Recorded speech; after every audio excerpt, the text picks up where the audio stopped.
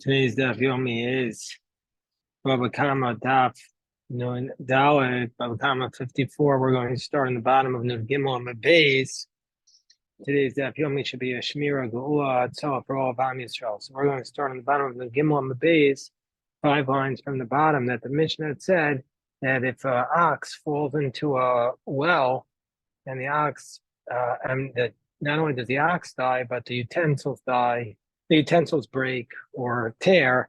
The owner of the well is responsible to pay for the ox, but not for the utensils. Says the Gemara, Masnisin the look Rabbi Yehuda. Our Mishnah is not like Rabbi Yehuda. The Tanya, Rabbi Yehuda mechayev al niskei. Rabbi Yehuda says that you're I just got liable. in. Yeah, okay, yeah, we're on the bottom of the Gimel on the base, 5 lines from the bottom. No, Gimel on the base, 5 lines from the bottom. So our Gemara is not like Rabbi Yehuda. Our Mishnah is not like Rabbi Yehuda because Rabbi Yehuda says you're chayav from this kelim by a bore, by a well. My time of the Rabbanon. What's the reasoning why the Rabbanon say that the owner of a bore, the Bala bore, is patur, is exempt for dine from kelim?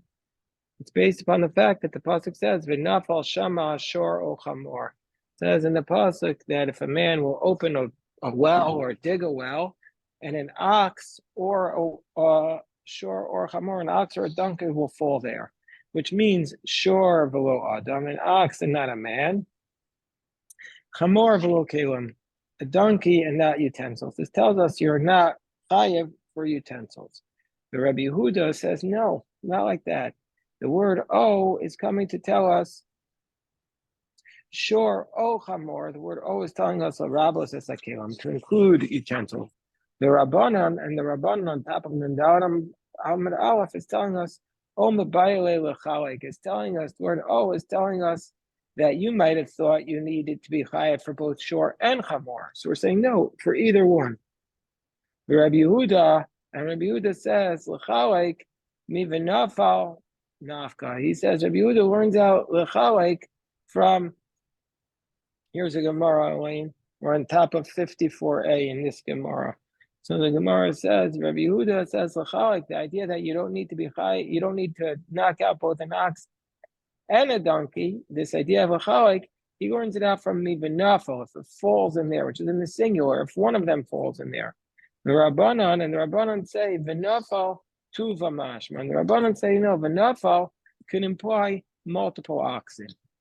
So the Gemara says on top of 54a1, the Gemara says, Ema, but I might have thought the nafal is a klal, that we have a principle in the interpretation of the Torah, hermeneutics, that it says the nafal is a general rule, klal, shor v'chamor, an ox or a donkey is a prat, that's a specific. We have a principle, klal or prat, whenever you have a general followed by a specific, aim beklal el mashav prat.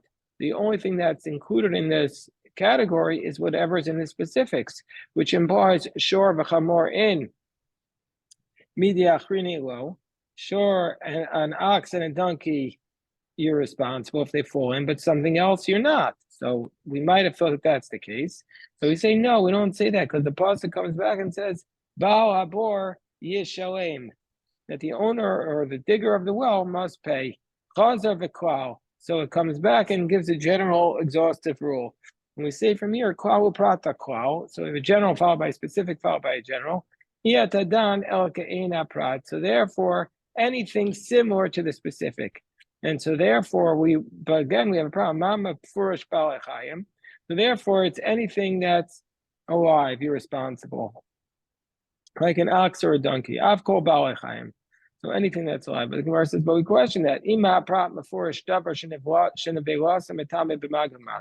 But maybe the specific, when it's an ox or a donkey, it's something whose carcass will transmit ritual impurity through touching or carrying. I've called of our I might think only those things that are transmitting tumah through touching or carrying. Ofo slow, but when it comes to birds, they are not going to become tameh under these circumstances. I might have thought that. The Gemara says, no, imkein nichtov rachmana chad prata. The Torah could have specified just one specific. Gemara says, which one could it have written? Hi Nichtov, which specific one? The shore or the chamor? It had to write both. Why? Ikatav shore. If the Torah had just written an ox, hava mina kar v'gabim mizbeach in. She'enu kar v'gabim mizbeach lo. I might have said that when do we apply this principle of bor? Only something that is written on the altar, but that could be brought on the altar, like an ox, but something that's not brought on the altar, you're not responsible for. And if the Torah wrote in a donkey, Havamina might have said Kadosh bebechora in, Shein Kadosh bebechora lo. A chamor is unique law, the peter chamor, the firstborn donkey. If it's a male, we have to redeem it. So I might have thought only if it's something similar to that. So therefore, the pasuk says, so therefore it has to write both. So the Gemara says Ella Amakra. So therefore, the Gemara says, okay, so we're not going to, so we can't learn out the other Balei Chayim, we can't learn out the other animals from the shore and the chamor.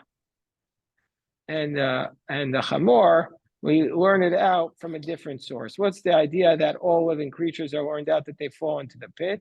Ela Makra, we're on 54a, probably 21 on the top.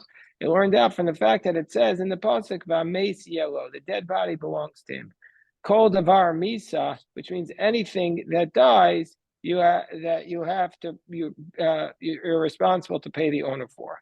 The Gemara says, well, bein rabbanim the kamamaya to kalim. Both, so but we have a different problem. You want to say that the pasuk v'ameis yelo is teaching us anything that dies that the owner of the well or the digger of the well is responsible to pay for. But other, according to the rabbis, who say that you're not responsible to pay for utensils, the kamamaya to kalim, who say that you don't pay for utensils. Kalim would be named Misaninu. You're going, why would you learn that out from there? Kalim, the utensils are not something that die. And Bail Rabbi Yehuda to come in Rabbi Kalim, he says that, and both according to Rabbi Yehuda, who says that utensils are included in your responsibility. Kalim b'nei Misaninu. Are Kalim something that dies? It doesn't make sense. So the Gemara says, yes, they do. Utensils do die. Why? Shvirasan zuhi misasan. There, when they break, that's considered to be their death.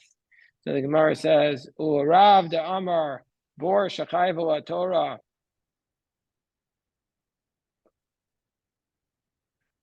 The Gemara says, well, according to Rav, who says that when the Torah says that you're responsible for the damages of the well, that's for lehavelo v'lo lechavato. That's for the you're responsible because of the odor and not for just the impact on the ground. Or that's why you're responsible, because the odor of the well that you cause, and not for the impact. Bein Rabbanan, Bein Rabbi Yehuda, according to Rabbanan, or both according to the Rabbanan and according to Rabbi Yehuda, why would Rav say you need a verse to tell us you're not responsible for utensils? Utensils are not something that get affected by the odor. Nor says, yeah, they are. Pechadati, by new utensils, the mifkai mehavela, that they get ruined by the odor. I don't know how, but they are. Nor says, but how can you learn out that the pasuk V'ameis yelo is coming to teach us that you're responsible for all living creatures that fall into your well if they die? Don't we need it for another teaching? Like we said 3 days ago, the Amarava Shor Psuli Amukdashin. Let's say you have an ox that was disqualified from being able to be used in the temple, and it was redeemed by somebody else, Shenafal Labor, and then it falls into the well, then the owner of the well or the digger of the well is potter. It does not pay for such an ox, because it says that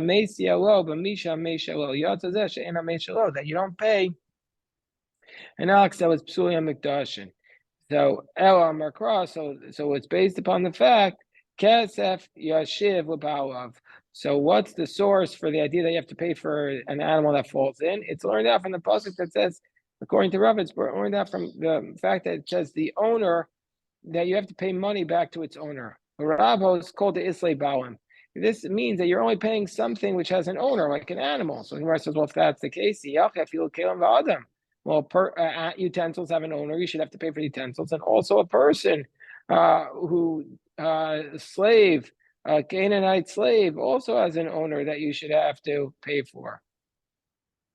So the Gemara says, "Amakra shor v'lo adam." No, we see from here the pasuk says this is what we say: an ox you pay for, but not a person.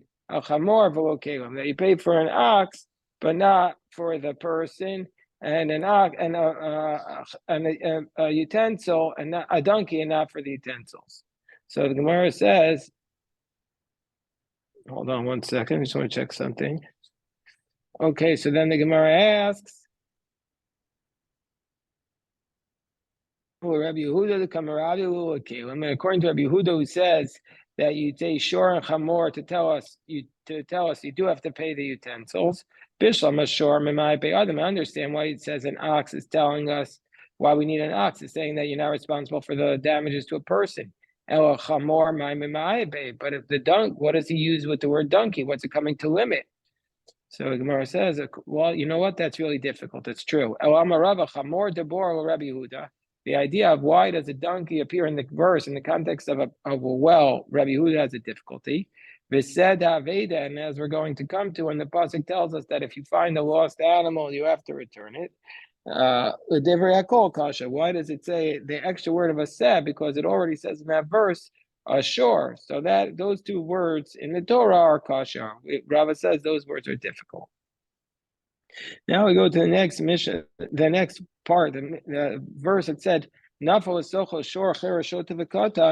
that if it fell into the well, an ox, now the next words in Hebrew are cherish, the deaf, the shota, the insane, and the katan, the minor. So what is that? Then you're liable. So the Gemara says, well, what is that referring to?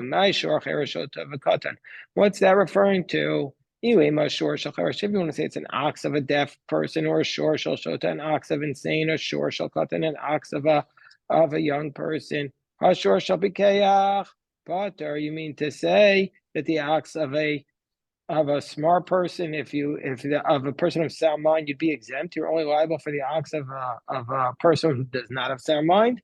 So it can't be. So it says Rabbi Yochanan, what we're referring to is shor shel cheresh. We're talking to an ox that's deaf. I don't know how you determine the deafness of the ox, but they know how to do it. Shor shel shota, or an ox that's insane. Rabbit ox, maybe, or shor shel katan, or an ox that's a minor, a baby ox. By the way, if the ox is really a shota, then it is a very limited value. It's a very limited value. So the Gemara says, Hashor shel pikeach. So if you say it's an ox of a smart person, does that imply, if you have an ox that's a pikeach, would you say you're pater? If the ox was of a sound person, would you say you're really, if the ox itself was of sound mind, would you say you're exempt?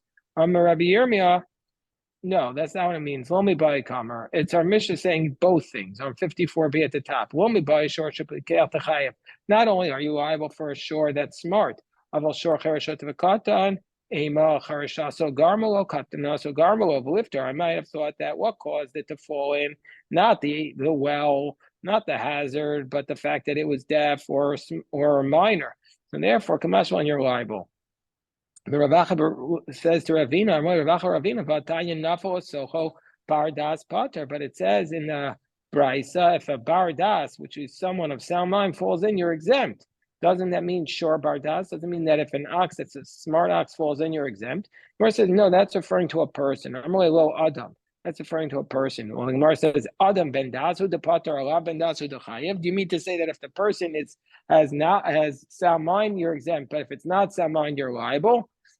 Shor v'lo adam ksiv. The pasuk says an ox, you're responsible for an ox falling into the well, but not a human.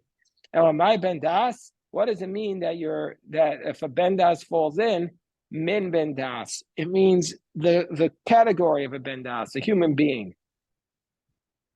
The Gemara says, but we have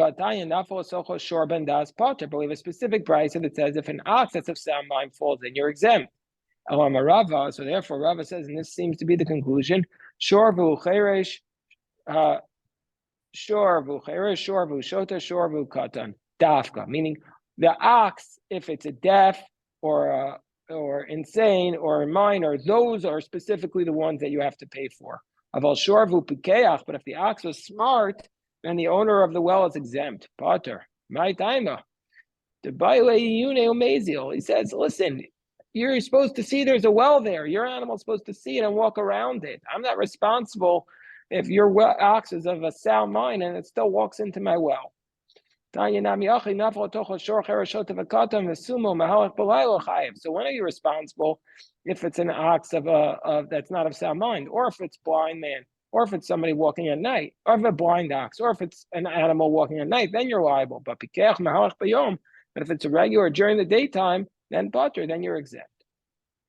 Okay, so now we're up to the next Mishnah, and the Mishnah tells us, hold on.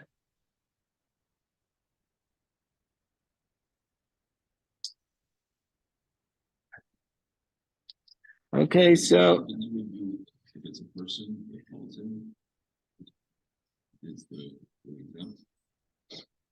But not completely. Not completely. If the person falls in, then we're going to say you're exempt unless they die. I believe that's the halacha. So, no, we have to check that. So now, yeah, we did it. We need a chazar. So now the Mishnah tells us, echad shorv, echad kol behema.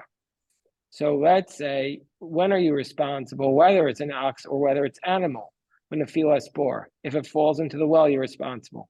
Ulav frashas har Sinai. What does this mean, ulav frashas har Sinai? That you're responsible. That what is this a reference to? This was a reference to when Moshe went up the mountain. It says in the pasuk, "In behema im ish," and so we say that the pasuk tells us that no animal or no person was allowed to go up Mount Sinai. And we're adding on a chaya and oaf. The Gemara is going to say not just a regular domesticated animal, even any animal, a chaya, undomesticated, and oaf, they're also not allowed to go up Har Sinai. But here we have a very big question. Why is our Mishnah telling us about a case from Har Sinai? What's included in the prohibition? The Talmud is supposed to be telling us what we're allowed to do going forward. We have a concept, my dahava hava. What do we care? What happened? What exactly was the nature of the prohibition at Mount Sinai? That prohibition evaporated. So the commentaries explain that even though it's not relevant to the future, there's a mitzvah for the Torah to know what happened. That's what it is. It's a mitzvah to know what happened. You have a mitzvah to go back and study, just to study, even though it's not necessarily halacha today. I wanted to say this, Elaine is here. We have today the Shloshim for Howie. We're studying his memory. Moshe, Tzvi Hirsch ben Moshe, right? Tzvi Hirsch ben Arav David Moshe. And it's appropriate because Howie was an expert in the classics world. And so therefore, this is you have to know. It's just a mitzvah from the Torah to know. Even though it's not necessarily a halacha for the future, you have to know. That's what it is. Drosh v'kavel schar. You have to. The Torah tells us. The Talmud's telling us you're supposed to know. And also tashlume keifel. So the laws of paying double apply not only to a shore, but also to all the animals to pay the double. Even though it says in the verse a shore vad chamor. The verse says about paying double if you steal it, just an ox and a donkey. It includes everything. And returning lost object. It applies to all animals, not just the ox or the lamb, which is what the Torah refers to, but all the animals. Leprika, also the mitzvah to unload an animal. That even though it says in the Torah just a reference to an ox or a donkey, it applies to all animals. Lechasima, the prohibition against muzzling an animal while it's threshing, it just says an ox, but it applies to all animals.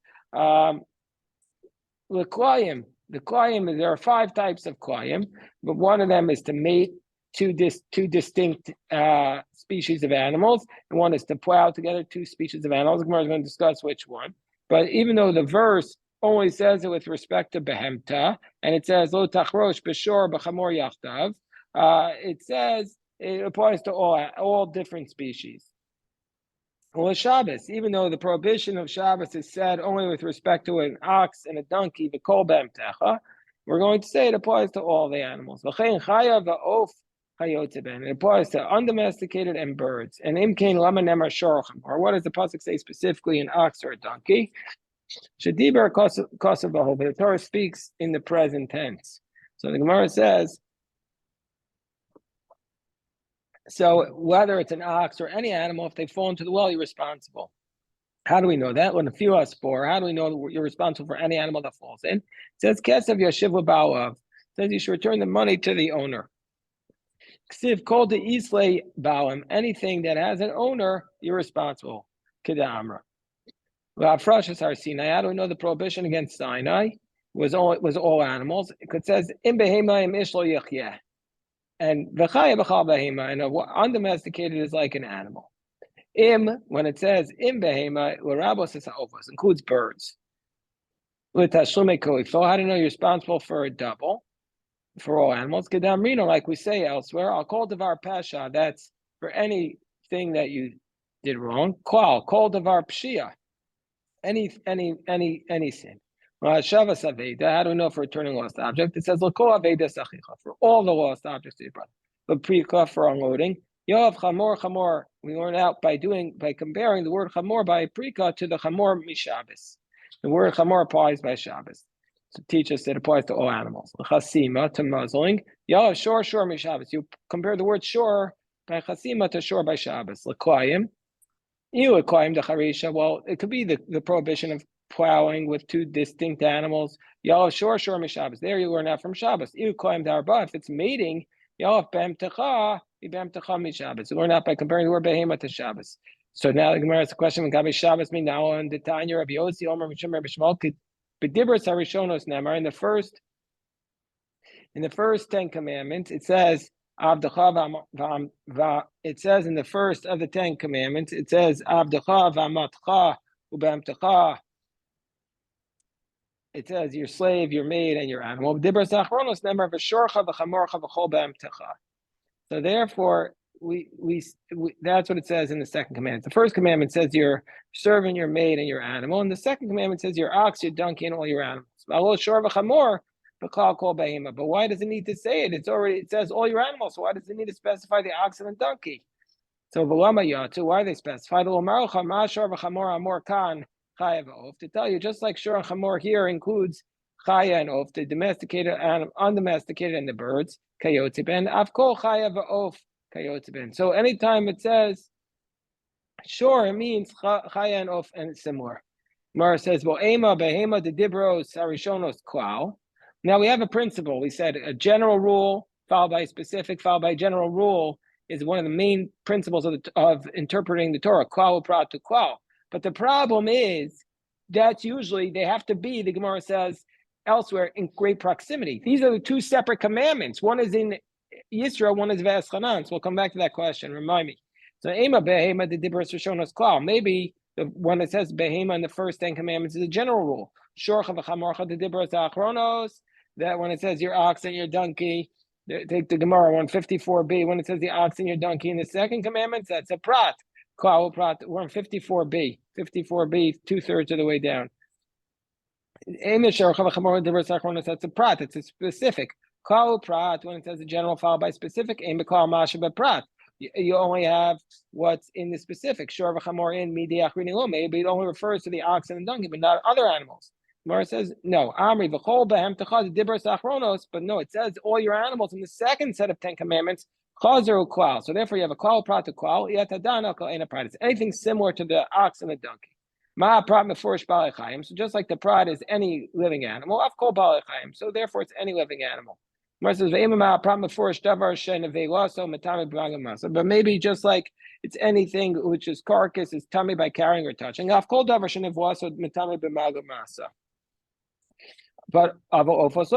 are not tummy by carrying and touching. So Gemara says no, they're tummy only by the base of buya, by swallowing. Gemara says the Torah could have written just one prat. So the Gemara says, well, which one would it have written? This is what we said on the previous page. So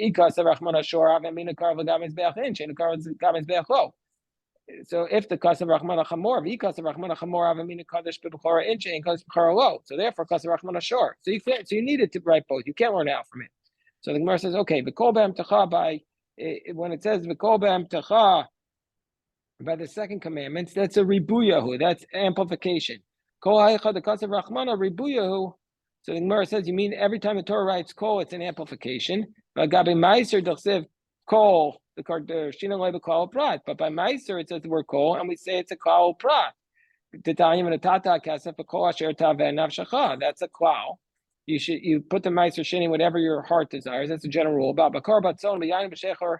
That's a prat. Bakol asher teshacha nafshecha chazer klal. Klal prat to klal yet dana kena prat by meiser sheni. Just like the money you spend your meiser sheni on is ma prat before is pri mi pri. It's fruit that grows from the fruit. V'gidulei karka has to come from the ground. I've called pri mi pri v'gidulei karka. So therefore, how do we know that to add it on? So the Gemara says, Amri, bikol is a klala. No, whenever you have bikol, it's a general rule, but kol is ribuye. The word kol is an amplification. Or ibai same, or alternatively, kol nami klalahu. The word kol is also a general amplification. Mio high kol dahacha, but here by the Ten Commandments, it's a ribiyahu. It's just an amplification. Because it could have just written, and your animals, like it says by the first of the Ten Commandments, but it says so therefore it's just an amplification and not a klal to klal. So the Gemara says, well, hashadamas kol ribuyahu. So since we said the word kol is amplification, behema de dibros rishonos. So why does it say b'amtecha by the first commandments, v'shor v'chamor dibros achronos, and why does it say ox and a donkey by the latter commandments? Why does it say it? The Gemara says, Amri shor lagmure shor. So it's teaching us, like we just said above, the reason why it says shor by the Ten Commandments is to learn out the prohibition of shor by chasima, by muzzling, and chamor lagmure chamor laprika, to teach us the prohibition of donkey by unloading all animals. B'amtecha lagmure b'amtecha l'klayim, to teach us about prohibition of mating two distinct species. Well, the Gemara says, adam litzar. Well, if that's the case, if it's anything that's alive, even a person should be prohibited under the category of klayim from plowing with an animal. Why does it say that a person is allowed to plow with an animal of a different species? That there was a papunai, and he knew the reasoning of this matter. So Manu, who is that? Rav Acha bar Yaakov, and he said, it says on Shabbos, so that your slave and your maid can rest. We're compared to animals only with respect to resting on Shabbos, but now with respect to working. But the question I raised before, how is this considered a general klal prat klal when the Ten Commandments are very far away from each other? One's in Shemos and one's in Ve'eschana, one's in Yisro, one's in Ve'eschanan. So Tosfos points this out top quote. Tosfos, he says, "Well, chashav like klal prat tamru chacham selm." This is not considered a klal and prat that are far away from each other. The achronos for rishonos, he says, because the first commandments and the second commandments, chadam milsahi, they're really one thing. So because they were said together, and it's mashma, the commentaries say from here, it's mashma, not just Zachar and Shamar were said at once, but both commandments, the entire set of the commandments were said at the same time. That's what this also implies. All the 10 commandments, which have over 15 differences between the two sets, they're all said together. Okay, we'll stop. We'll go upstairs to daven now. Shkoyach.